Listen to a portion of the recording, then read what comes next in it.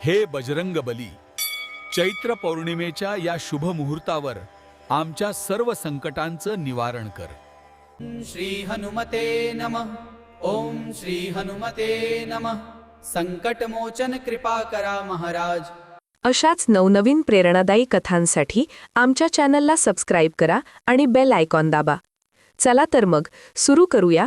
पवनपुत्राचा संकेत. डोंगराच्या उंच आणि राकट कड्यांच्या सावलीत वसलेल्या पवनपूर नावाच्या एका छोट्याशा पण एकेकाळी समृद्ध असलेल्या गावात भास्कर नावाचा एक अत्यंत कष्टाळू, प्रामाणिक आणि ध्येयवादी तरुण शेतकरी आपल्या वृद्ध आईसोबत राहत होता. यावर्षी निसर्गाचे चक्र असे काही फिरले की वरुण राजाने गावाकडे पूर्णपणे पाठ फिरवली आणि बघता बघता संपूर्ण पवनपूरवर भीषण दुष्काळाचे काळे कुट्ट सावट पसरले. एकेकाळी ज्या शेतांमध्ये हिरवेगार पीक डोलत असे आणि जिथे सोन्यासारखे धान्य पिकत असे, त्या जमिनीला आता मोठ्या भेगा पडल्या होत्या आणि तिथली माती इतकी कोरडी झाली होती की वाऱ्याच्या एका झुळकेसोबत धुळीचे लोट आकाशात उडत होते. भास्करचे कुटुंब पिढ्यानपिढ्या याच मातीत घाम गाळून आपले पोट भरत आले होते. पण आता विहिरींच्या तळाला लागलेली चिखलाची माती आणि कोरडी पडलेले पाण्याचे साठे पाहून त्याच्या काळजाचा ठोका चुकत होता. गावातील पिण्याच्या पाण्याचा मुख्य आधार असलेला ओढा गेल्या 6 महिन्यांपासून थेंबभर पाण्यासाठी आसुसलेला होता आणि गावातील स्त्रियांना आपल्या तान्हुल्या बाळांना घरी सोडून पिण्याच्या पाण्यासाठी मैलोनमैल पायपीट करावी लागत होती. भास्कर रोज पहाटे उठून मोठ्या आशेने आभाळाकडे नजर लावून बसायचा, पण तिथे फक्त पांढऱ्या ढगांचा खेळ आणि डोळे दिपवणारा तळपता सूर्यच त्याला दिसत असे. उन्हाचा तडाखा इतका तीव्र होता की जणू आभाळातून आगीचे गोळेच बरसत होते आणि दुपारच्या वेळी गावात फिरणेसुद्धा अशक्य झाले होते. त्याच्या गोठ्यात असलेल्या 2 लाडक्या बैलांची तहानलेली अवस्था आणि त्यांचे खोल गेलेले केविलवाणे डोळे पाहून भास्करला अन्नाचा एक घासही घशाखाली उतरत नसे. उलट तो स्वतःच्या हिश्श्याचे थोडेफार साठवलेले पाणीसुद्धा त्या मुक्या प्राण्यांना पाजत असे. जमिनीची उष्णता इतकी प्रचंड होती की अनवाणी चालताना पायाला फोड यायचे. तरीही भास्कर कुठेतरी पाण्याचा जिवंत झरा किंवा एखादा गुप्त ओलावा सापडेल या आशेने दिवसभर रानोमाळ आणि डोंगराच्या पायथ्याशी असलेल्या गुहांमध्ये वणवण भटकत राहायचा. त्याचे घर जरी साधे मातीचे आणि कौलारू होते तरी त्याचे विचार मात्र संपूर्ण गावच्या कल्याणाचे होते. त्यामुळे त्याला स्वतःच्या वैयक्तिक सुखापेक्षा संपूर्ण गावाच्या अस्तित्वाची आणि इथल्या पशुपक्ष्यांच्या जगण्याची जास्त काळजी वाटत होती. पवनपूर गाव, जे एकेकाळी पक्ष्यांच्या किलबिलाटाने आणि लहान मुलांच्या खेळण्याने गजबजलेले असायचे, तिथे आता फक्त स्मशान शांतता, कोरडी हवा आणि नैराश्याचे वातावरण दिसत होते. गावातील जुन्या हनुमान मंदिरात दररोज लोक जमा होऊन देवाची आळवणी करत होते, पण आकाशातून पावसाचा एक थेंबही पडायला तयार नव्हता, ज्यामुळे लोकांचा संयम आता हळूहळू सुटू लागला होता. भास्करच्या मनात वारंवार एकच विचार येत होता की जर लवकरच काही ठोस उपाय शोधला नाही तर हे गाव ओसाड पडायला वेळ लागणार नाही आणि मग सर्वांना आपली हक्काची जमीन, आठवणी आणि घरे सोडून परागंदा व्हावे लागेल. अनेक गावकऱ्यांनी तर आता पूर्णपणे आशा सोडून दिली होती आणि ते आपली छोटी मोठी गाठोडी बांधून रोजगारासाठी शहरांकडे स्थलांतर करण्याची तयारी करू लागले होते. पण भास्करला आपली ही कर्मभूमी आणि ही माती सोडून जाणे मुळीच मान्य नव्हते. त्याला कुठेतरी मनाच्या कोपऱ्यात असे ठामपणे वाटत होते की या संकटावर मात करण्यासाठी केवळ दैवावर अवलंबून राहून चालणार नाही, तर पूर्वजांनी सांगितलेल्या कथांमध्ये दडलेला किंवा या आकराळविक्राळ डोंगराच्या कुशीत लपलेला एखादा निसर्गदत्त मार्ग नक्कीच असावा, जो या गावाला पुन्हा जिवंत करू शकेल. उन्हाच्या तडाख्याने आणि दिवसभराच्या वणवण भटकंटीने पूर्णपणे थकून भागलेला भास्कर जेव्हा संध्याकाळी आपल्या घराच्या उंबरठ्यावर येऊन बसला तेव्हा त्याच्या चेहऱ्यावर कमालीची हतबलता आणि डोळ्यात एक प्रकारची रिकामी पोकळी स्पष्टपणे जाणवत होती.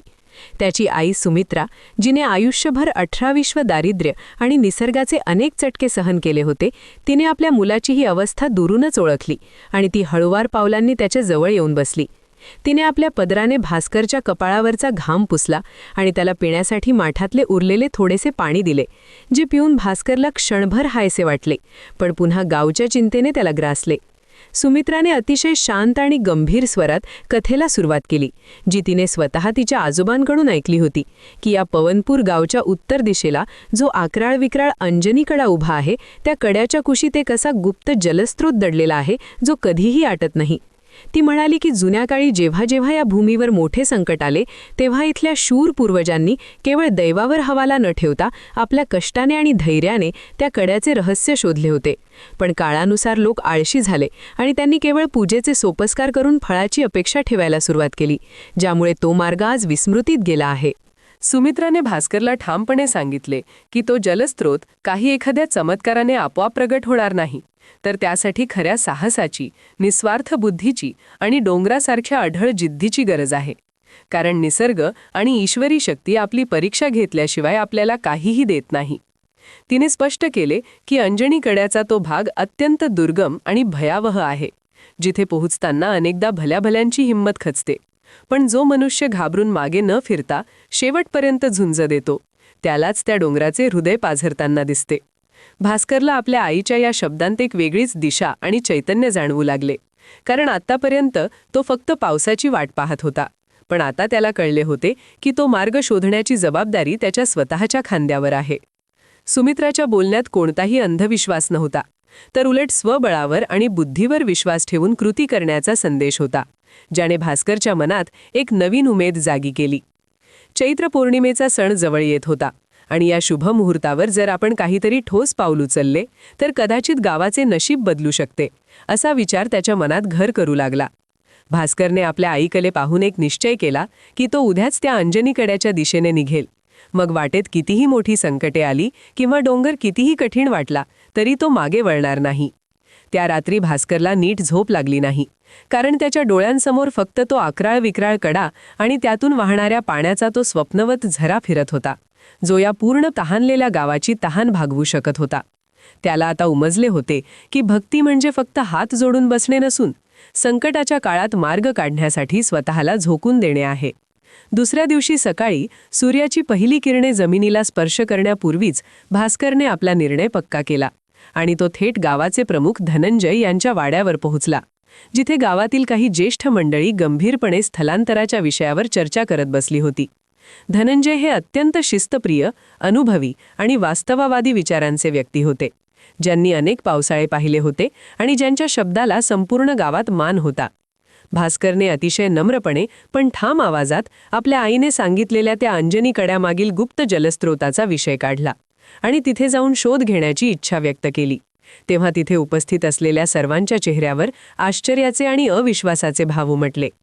धनंजय यांनी आपला हुक्का बाजूला ठेवला आणि भास्करकडे एक खोल नजर टाकून त्याला वास्तवाचे भान करून देण्याचा प्रयत्न केला.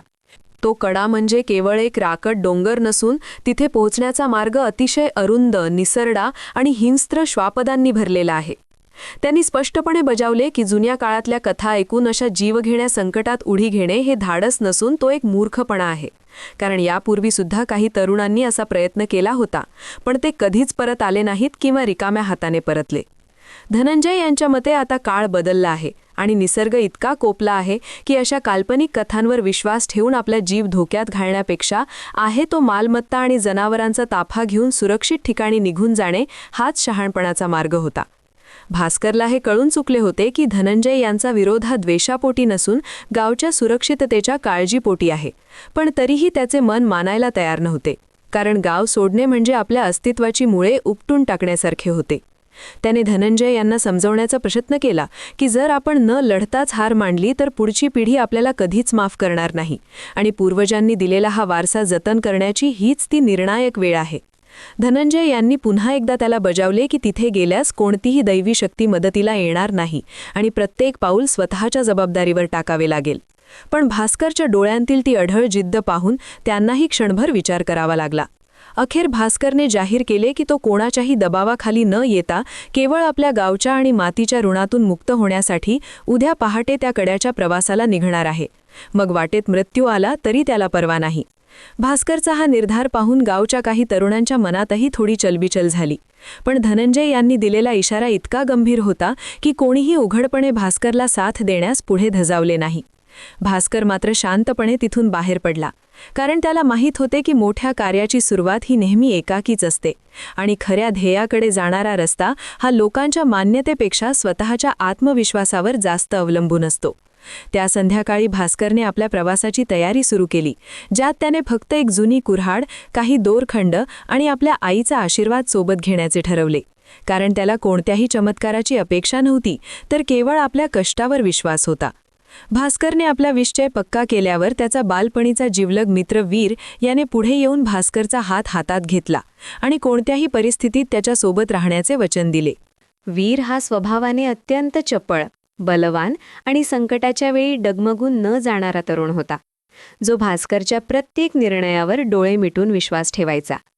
दुसऱ्या दिवशी पहाटे, जेव्हा संपूर्ण गाव गाढ झोपेत होते आणि आकाशात फक्त शुक्राची चांदणी चमकत होती, तेव्हा हे दोन मित्र आपल्या पाठीवर शिदोरी आणि काही लोखंडी अवजारे घेऊन अंजनी कड्याच्या दिशेने चालू पडले.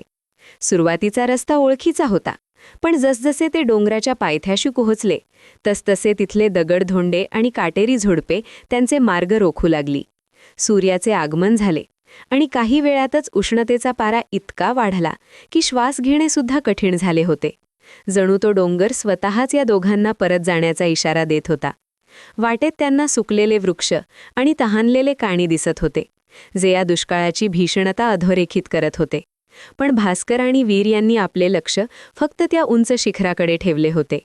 अचानक डोंगराच्या एका वळणावर वाऱ्याचा वेग प्रचंड वाढला आणि धुळीचे एक मोठे वावटळ त्यांच्या दिशेने आले, ज्याने त्यांच्या डोळ्यांसमोर पूर्णपणे अंधारी आणली. हे निसर्गाचे पहिले मोठे आव्हान होते, जिथे वाऱ्याच्या वेगामुळे आणि उडणाऱ्या धुळीमुळे पुढचे एक पाऊल टाकणे सुद्धा जीवावर बेतणारे होते. पण भास्करने वीरचा हात घट्ट धरून ठेवला. त्या वावटळातून स्वतःला सावरत असतानाच वरून काही छोटे दगड घरंगळत खाली येऊ लागले, ज्यामुळे वीरचा तोल थोडा गेला, पण भास्करने त्याला वेळीच सावरले. ही केवळ वाऱ्याची झुळूक नव्हती, तर जणू डोंगराने घेतलेली त्यांची पहिली परीक्षा होती, की त्यांचे मन खरोखरच दृढ आहे की केवळ वाऱ्यावर स्वार होऊन ते आले आहेत. धुळीच्या त्या वादळामुळे त्यांचा वेग मंदावला, त्यांच्या अंगावरचे कपडे फाटले आणि घाम आणि धुळीने त्यांचे शरीर माखून निघाले. तरीही त्यांच्या मनातली जिद्द तसूभरही कमी झाली नाही. भास्करला मनोमन जाणीव झाली की हा प्रवास सोपा नसेल आणि इथला प्रत्येक दगड आणि वारे त्यांच्या धैर्याचा अंत पाहणार आहेत. पण याच संघर्षात त्यांना निसर्गाशी जुळवून घेण्याची कला शिकायची होती, कारण निसर्ग नेहमीच लढाऊ वृत्ती असलेल्यांनाच आपली रहस्य उघड करतो. अंगाची लाही लाही होत होती आणि घशाची कोरड इतकी वाढली होती की आता प्रत्येक पाऊल टाकणे म्हणजे स्वतःच्या शरीराशी युद्ध करण्यासारखे होते. डोंगराच्या एका पठारावर पोहोचल्यावर त्यांना लांबून एका वाळलेल्या वडाच्या झाडाखाली एक व्यक्ती बसलेली दिसली, ज्याला पाहून दोघांनाही मोठा धक्का बसला, कारण या निर्जन आणि दुर्गम भागात दुसरा कोणी माणूस असणे जवळजवळ अशक्य होते. तो एक वृद्ध पण विलक्षण तेजस्वी डोळ्यांचा प्रवासी होता, ज्याच्या चेहऱ्यावर या भीषण उष्णतेचा कोणताही परिणाम दिसत नव्हता आणि त्याने आपले नाव कपिल असल्याचे सांगितले. भास्करने अत्यंत आतुरतेने त्याच्याकडे धाव घेतली आणि त्या गुप्त जलस्रोताचा पत्ता विचारला, परंतु कपिलने कोणतेही थेट उत्तर देण्याऐवजी त्यांच्याकडे पाहून एक मिश्किल हास्य केले आणि आपल्या झोळीतून एक छोटी लाकडी काठी बाहेर काढली. कपिल अतिशय शांत स्वरात म्हणाला की बाळा, तुम्ही या उंचीवर पोहोचण्यासाठी तुमच्या शरीरातील शक्तीचा पुरेपूर वापर केला आहे, पण इथून पुढचा प्रवास पार करण्यासाठी तुम्हाला केवळ शक्तीची नाही तर खऱ्या भक्तीची गरज पडेल. भास्करला सुरुवातीला या गूढ बोलण्याचा अर्थ नीटसा समजला नाही, पण कपिलने पुढे विस्तारून सांगितले की शक्ती जेव्हा केवळ अहंकाराशी जोडली जाते तेव्हा ती माणसाला आंधळे करते आणि शरीर थकले की ती साथ सोडते. मात्र भक्ती म्हणजे केवळ कपाळाला टिळा लावणे नसून ती आपल्या धैर्याप्रती असलेली अशी निस्वार्थ शरणागती आहे जी माणसाला मृतप्राय अवस्थेतही पुढे चालण्याचे बळ देते. कपिलने भास्करला सावध केले की केवळ स्वतःच्या फायद्यासाठी किंवा सिद्धीसाठी पाण्याचा शोध घेणे हा एक व्यवहार झाला, पण जर तुझे हे कार्य संपूर्ण गावाच्या आणि या निसर्गाच्या कल्याणासाठी असेल तरच कडा तुला आपला मार्ग मोकळा करून देईल. त्याने स्पष्ट केले की शक्ती ही डोंगर फोडण्यासाठी लागते, पण भक्ती डोंगराला पाझर फोडण्यासाठी लागते आणि तो पाझरच तुमच्या गावाची तहान भागवू शकतो. कपिलच्या या शब्दांतील खोली भास्करला स्पर्शून गेली. त्याला आता उमजले होते की हा केवळ भौगोलिक शोध नसून त्याच्या अंतर्मनाची शुद्धी करण्याची ही मोठी प्रक्रिया आहे. वीरला कपिलच्या या गूढ वागण्याबद्दल थोडी भीती वाटली आणि त्याला हा कोणीतरी जादूगार किंवा संन्यासी असावा असे वाटले. पण भास्करच्या मनात मात्र कपिलच्या रूपाने प्रत्यक्ष हनुमंतालेच आपल्याला जीवनाचे सार सांगितले असावे अशी एक भावना निर्माण झाली. कपिलने पाण्याचा नकाशा दिला नाही किंवा तिथे चमत्कार करून पाणी काढले नाही, तर त्याने भास्करला एक नवीन दृष्टी दिली, ज्यातून तो आता या संकटाकडे एका वेगळ्या कोनातून पाहू लागला होता. थोड्या वेळाने जेव्हा भास्कर काही विचारण्यासाठी मागे वळला, तेव्हा तो कपिल नावाचा प्रवासी तिथून शांतपणे निघून गेला होता. जणू तो फक्त हा संदेश देण्यासाठीच तिथे प्रकट झाला होता. वाळलेल्या वडाच्या झाडाखाली आता फक्त भास्कर आणि वीर उरले होते. पण भास्करच्या डोळ्यात आता थकव्याऐवजी एक विलक्षण चमक आणि मनात अढळ शांतता होती, जी त्याला पुढचा अधिक कठीण प्रवासासाठी सज्ज करत होती. कपिल निघून गेल्यावर भास्करच्या मनात त्याच्या शब्दांचे काहूर माजले होते. पण वेळ कमी असल्याने आणि ध्येय समोर असल्याने त्याने आणि वीरने पुन्हा एकदा अंजनी कड्याच्या त्या उभ्या चढणीला सुरुवात केली. जसा जसा सूर्याचा पारा चढत होता तसतसा तो डोंगर अधिकच राकट आणि निर्दयी वाटू लागला होता. तिथले काळे पाषाण उष्णतेने तापून अक्षरशः विस्तवासारखे झाले होते, ज्यामुळे हाताला चटके बसत होते. ते दोघे एका अरुंद कड्यावरून अत्यंत सावधपणे जात असताना अचानक वरच्या बाजूने एक भीषण गडगडाट ऐकू आला आणि क्षणात डोंगराचा एक मोठा भाग निखळून खाली कोसळू लागला. भास्करने स्वतःला सावरत बाजूच्या एका कपारीत झेप घेतली, पण दुर्दैवाने वीरचा पाय एका निसरड्या दगडावरून घसरला आणि वरून आलेला एक मोठा धोंडा त्याच्या पायावर जोराने आदळला. भास्कर, अशी वीरची आर्त किंकाळी त्या शांत डोंगरात घुमली आणि भास्करचे हृदय क्षणभर धडधडायचे थांबले. त्याने धावत जाऊन वीरला सावरले, पण वीरचा पाय गंभीर जखमी झाला होता आणि त्याला साधे उभे राहणेही आता अशक्य झाले होते. वीर वेदनेने विव्हळत होता आणि इकडे भास्करसमोर आयुष्यातील सर्वात मोठा आणि क्रूर पेच प्रसंग उभा ठाकला होता. एकीकडे त्याचा जीवाभावाचा मित्र मृत्यूशी झुंज देत मदतीसाठी त्याच्याकडे पाहत होता, तर दुसरीकडे संपूर्ण तहानलेल्या गावचे भविष्य आणि त्या गुप्त जलस्रोताचा शोध त्याला खुणावत होता. जर त्याने इथेच थांबून वीरची शुश्रूषा केली असती तर चैत्र पौर्णिमेचा तो शुभ मुहूर्त आणि कड्यावर जाण्याची ही संधी कायमची हातातून निसटली असती. आणि जर तो तसाच पुढे गेला असता तर त्याच्या निस्वार्थ मैत्रीवर कायमचा डाग लागला असता. वीरने स्वतःच्या वेदना दाबून भास्करला पुढे जाण्याचा आग्रह केला आणि सांगितले की माझ्यासाठी या गावाला तहानेने मरू देऊ नकोस, तू जा भास्कर. पण भास्करच्या डोळ्यांसमोर कपिलने सांगितलेल्या भक्तीचा अर्थ फिरू लागला. त्याला उमजले की आपल्या सोबत्याला संकटात सोडून मिळवलेले यश हे कधीच पवित्र असू शकत नाही आणि भक्तीमध्ये करुणेला सर्वोच्च स्थान आहे. भास्करने क्षणाचाही विलंब न लावता तिथेच थांबण्याचा निर्णय घेतला. त्याने आपल्या जवळील कपड्याच्या चिंध्या काढून वीरच्या जखमेवर घट्ट पट्टी बांधली आणि त्याला एका सुरक्षित गुहेसारख्या कपारीत नेऊन झोपवले. डोंगर आता जणू भास्करच्या धैर्याची आणि त्याच्या निस्वार्थ वृत्तीची कडेलोट परीक्षा घेत होता, जिथे त्याला स्वतःच्या ध्येयापेक्षा एका जीवाचे मूल्य जास्त वाटत होते. भास्करने तिथेच बसून वीरला धीर दिला आणि मनाशी निश्चय केला की तो आपल्या मित्राला या संकटातून बाहेरही काढेल आणि गावची तहान भागवण्यासाठी मार्गही शोधेल. कारण संकटात घेतलेला योग्य निर्णयच माणसाला खऱ्या देवाच्या जवळ नेतो. अंजनी कड्याच्या त्या काळोख्या आणि दुर्गम कपारीत भास्कर आपल्या जखमी मित्राची, वीरची काळजी घेत एका मोठ्या दगडाचा आधार घेऊन बसला होता. रात्रीचा गारवा हळूहळू वाढत होता आणि डोंगराच्या कपारीतून येणारा वाऱ्याचा आवाज एखाद्या भयाण आवाजासारखा भासत होता, ज्यामुळे मनाची भीती अधिकच वाढत होती. वीर वेदनेमुळे अर्धवट शुद्धीत होता आणि भास्करला आता पुढे काय करावे हे सुचत नव्हते. कारण तो ज्या मदतीसाठी इथे आला होता ती मदत अजूनही मैलोनमैल दूर आहे असे त्याला वाटत होते. इतक्यात आकाशात चैत्र पौर्णिमेचा तेजस्वी आणि शीतल चंद्र वर आला आणि त्याचे रुपेरी चांदणे त्या राकट पाषाणांवर पडले, ज्यामुळे संपूर्ण डोंगर एका वेगळ्याच प्रकाशात नाहून निघाला.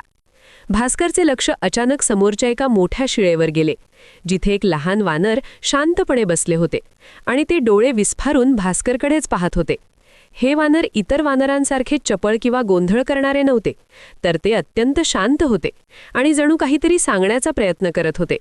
भास्करने त्या वानराकडे पाहिले तेव्हा त्याला कपिलने सांगितलेल्या शब्दांची आठवण झाली की निसर्ग नेहमीच संकेत देतो, फक्त तो ओळखण्याची दृष्टी आपल्याकडे हवी.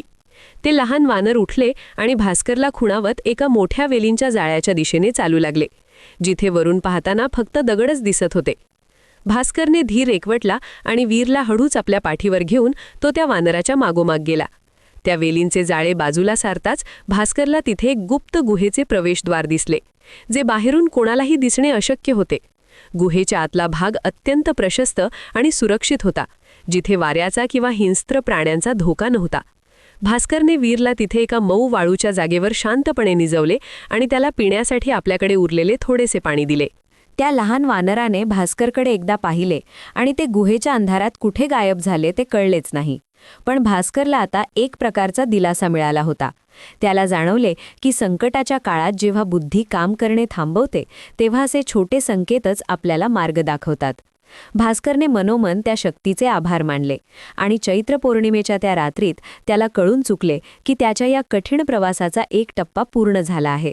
पण पाण्याचा शोध घेण्याचे मुख्य आव्हान अजूनही त्याच्यासमोर उभे आहे.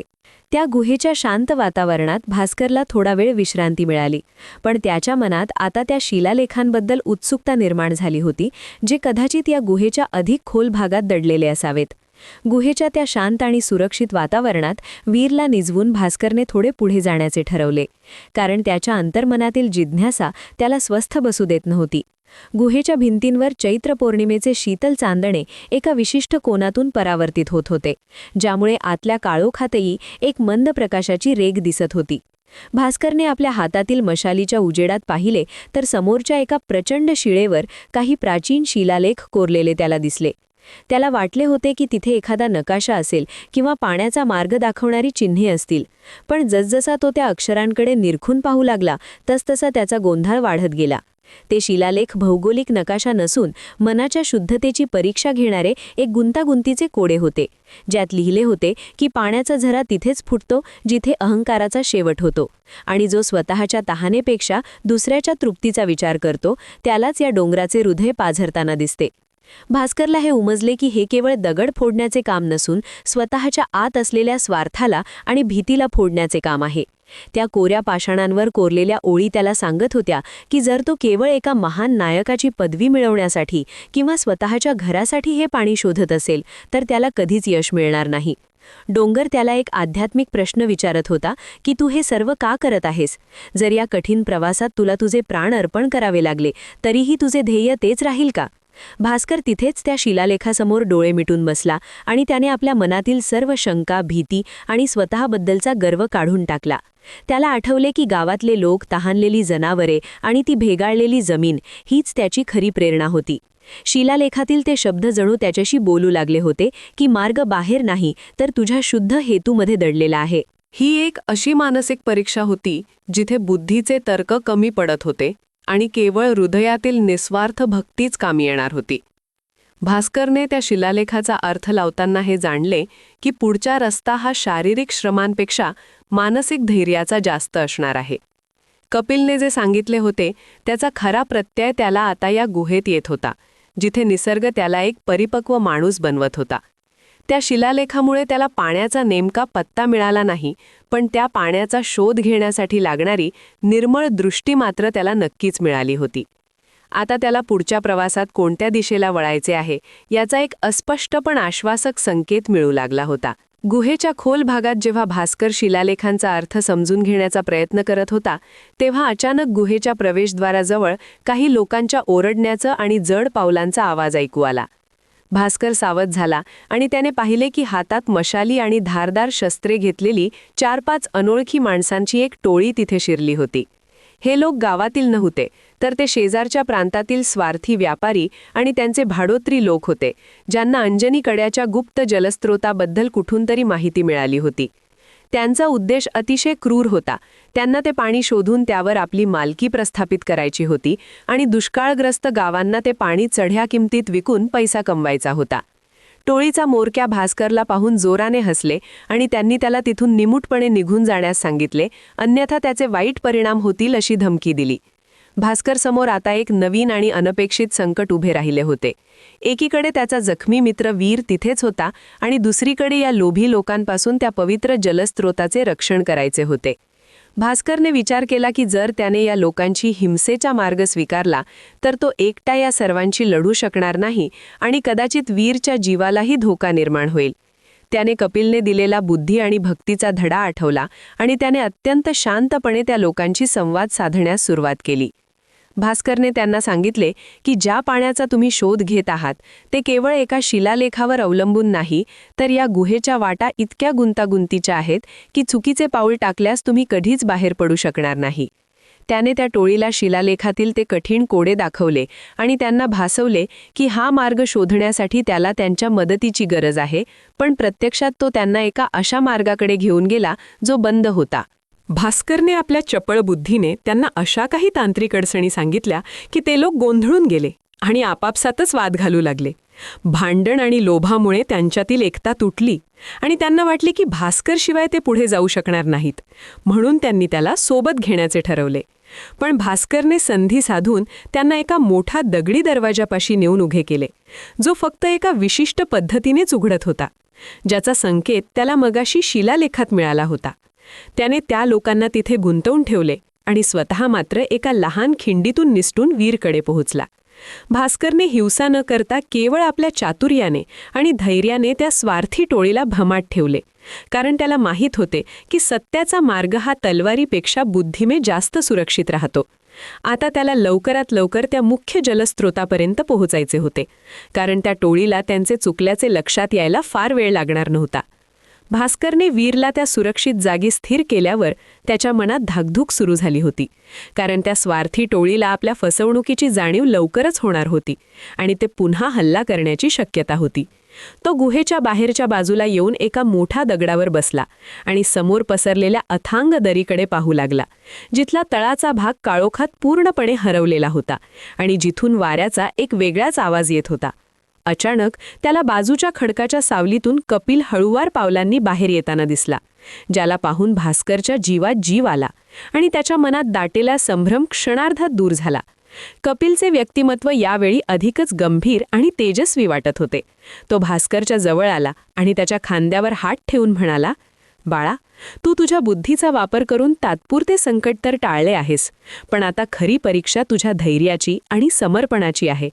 कपिलने समोरच्या त्या काळोख्या आणि भयावह दरीकडे बोट दाखवून सांगितले की ज्या पाण्याचा शोध तू अनेक दिवसांपासून घेत आहेस ते या डोंगराच्या शिखरावर नाही, तर या दरीच्या सर्वात खोल भागात एका नैसर्गिक साठ्यात लपलेले आहे.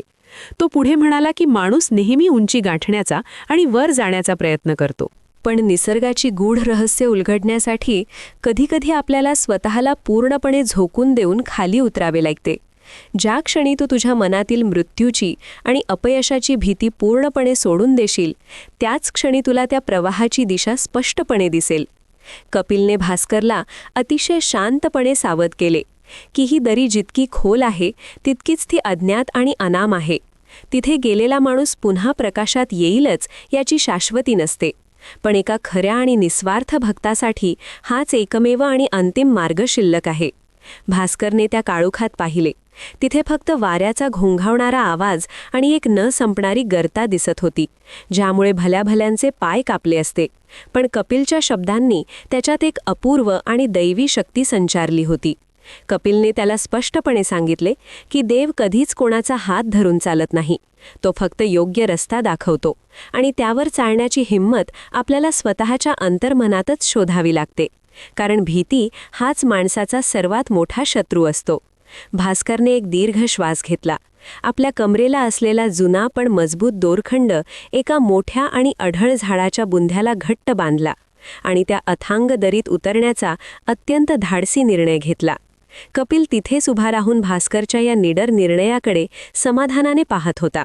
जणू त्याला पूर्ण खात्री होती की भास्कर आता खऱ्या अर्थाने या मोठ्या ध्येयासाठी आणि चमत्कारासाठी पात्र झाला आहे.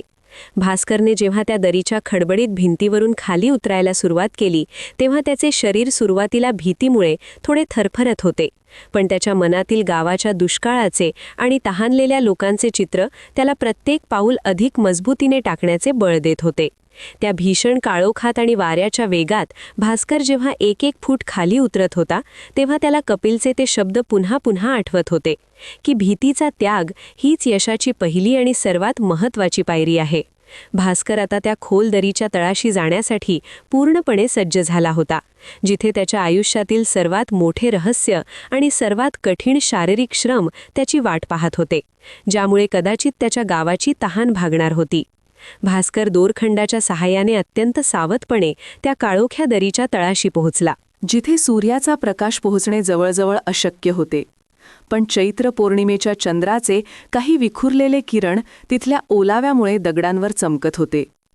तळाला पाय ठेवताच त्याला जमिनीचा मऊपणा आणि चिखलाचा स्पर्श जाणवला, ज्यावरून तिथे पाणी असल्याची त्याला खात्री पटली. पण समोरचे दृश्य पाहून त्याचे धाबे दणाणले. समोर एका मोठ्या नैसर्गिक झऱ्याचे मुख होते, पण वर्षानुवर्षे डोंगरावरून वाहून आलेला कचरा, मोठमोठ्या वाळलेल्या झाडांच्या फांद्या आणि वरून कोसळलेल्या दरडींच्या अजस्त्र दगडांमुळे तो पाण्याचा नैसर्गिक प्रवाह पूर्णपणे गुदमरला होता.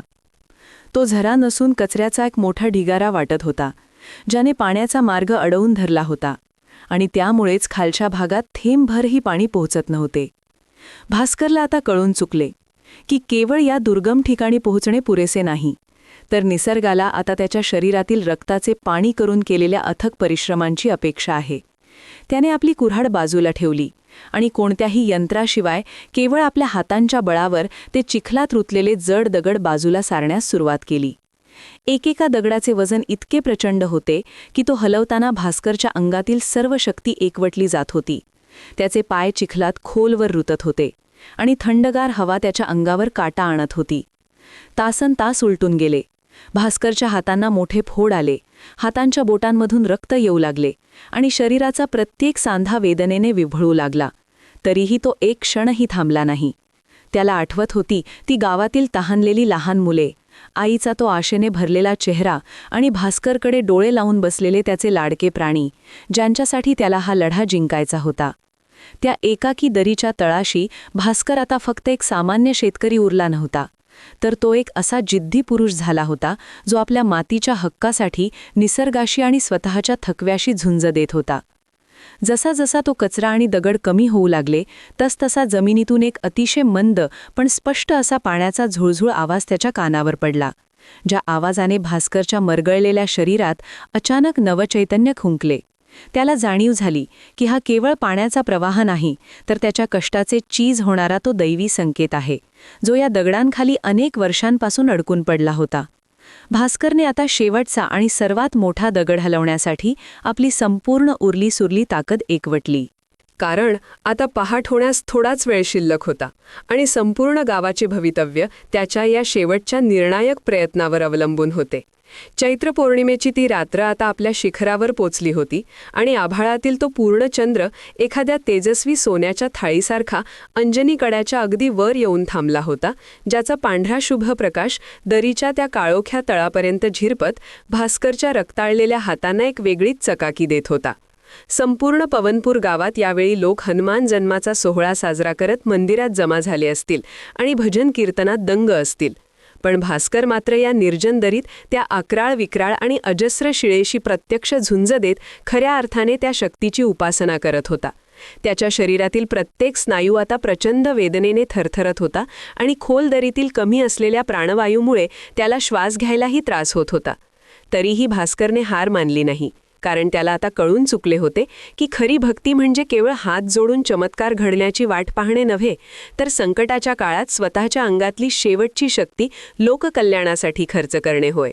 समोर असलेला तो शेवटचा महाकाय दगड एखाद्या अढळ भिंतीसारखा वाटत होता आणि भास्करने जेव्हा त्याला प्रथम धक्का दिला तेव्हा तो तसूभरही हलला नाही, ज्यामुळे त्याच्या मनात क्षणभर नैराश्याची लाट आली. पण त्याचवेळी त्याला कपिलने सांगितलेले ते शब्द आठवले की भक्ती माणसाला थकलेल्या अवस्थेतही पुढे चालण्याचे अलोट बळ देते. आणि अचानक भास्करच्या अंतर्मनात एक वेगळीच उर्मी संचारली. जणू त्याच्या फुफ्फुसांत चैत्र पौर्णिमेचा तो पवित्र वायू प्रत्यक्ष शक्तीच्या रूपाने भरला गेला होता. त्याने आपला पाय ओल्या जमिनीत घट्ट रोवला, आपले खांदे त्या थंडगार शिळेला लावले आणि आपल्या संपूर्ण अस्तित्वाची ताकद एकवटून एक प्रचंड आरोळी ठोकली. निसर्गही क्षणभर थबलकला असावा, कारण त्या शांत दरीत अचानक दगड घासल्याचा एक मोठा कर्कश आवाज घुमला आणि ती महाकाय शिळा हळूहळू आपल्या जागेवरून बाजूला सरकू लागली.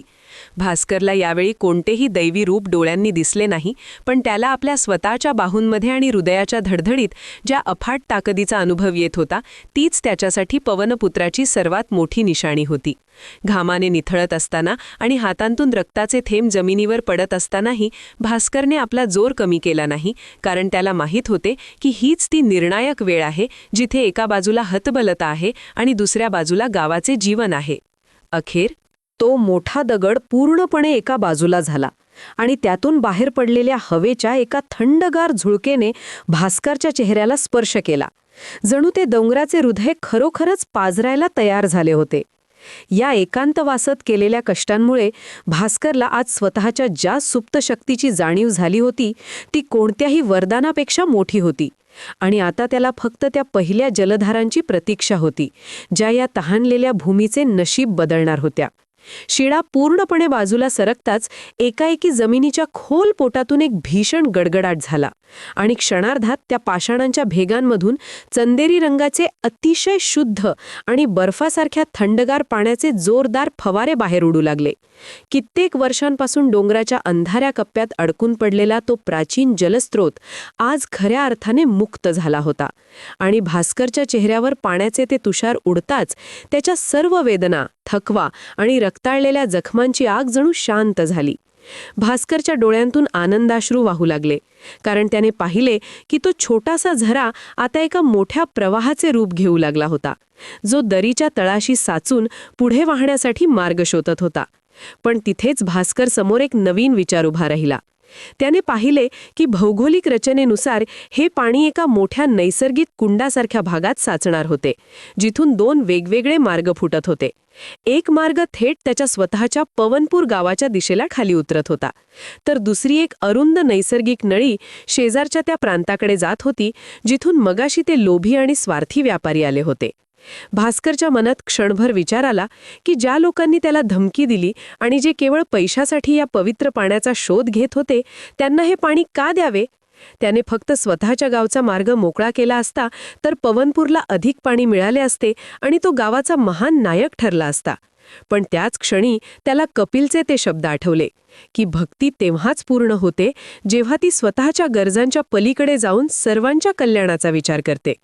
भास्करला जाणीव झाली की जरी त्या गावातील काही माणसे लोधी आणि चुकीच्या प्रवृत्तीची होती, तरी तिथली निरागस मुले, कष्टाळू स्त्रिया आणि मुके प्राणी हे सुद्धा या दुष्काळाचे तितकेच बळी होते जितके त्याचे स्वतःचे गावकरी होते. त्याने मनोमन ठरवले की नैसर्गिक साधन संपत्तीवर केवळ केकाचा अधिकार नसतो आणि खऱ्या देवाचे कार्य हे सर्वांना सामावून घेणारे असते. अत्यंत थकलेल्या अवस्थेत असतानाही भास्करने पुन्हा एकदा आपल्या हातातील दगड आणि मातीचा वापर करून पाण्याचा मार्ग असा काही सुसह्य केला जेणेकरून तो प्रवाह विभागला जाईल आणि दोन्ही गावांच्या दिशेने समप्रमाणात वाहू लागेल. हे करत असताना त्याला शारीरिक कष्टांपेक्षा मानसिक समाधानाचा अनुभव जास्त येत होता, कारण त्याने आपल्या मनातील रागावर आणि भेदाभेदावर विजय मिळवला होता. पाण्याचा तो शीतल प्रवाह आता डोंगराच्या कुशीतून खाली झेपावू लागला होता आणि भास्करला माहीत होते की काही वेळातच दोन्ही गावांमध्ये आनंदाची लाट उसळणार आहे. आपल्या जीवनातील सर्वात मोठे कार्य पूर्ण झाल्याची भावना भास्करच्या मनात दाटून आली आणि त्याने शांतपणे हात जोडून त्या अदृश्य शक्तीचे आभार मानले, जिने त्याला या प्रवासात योग्य दिशा दाखवली होती. दरीच्या त्या खोल तळापासून आता पुन्हा वर चढून वीरला भेटण्यासाठी आणि गावकऱ्यांनाही ही आनंदाची बातमी देण्यासाठी भास्कर सज्ज झाला.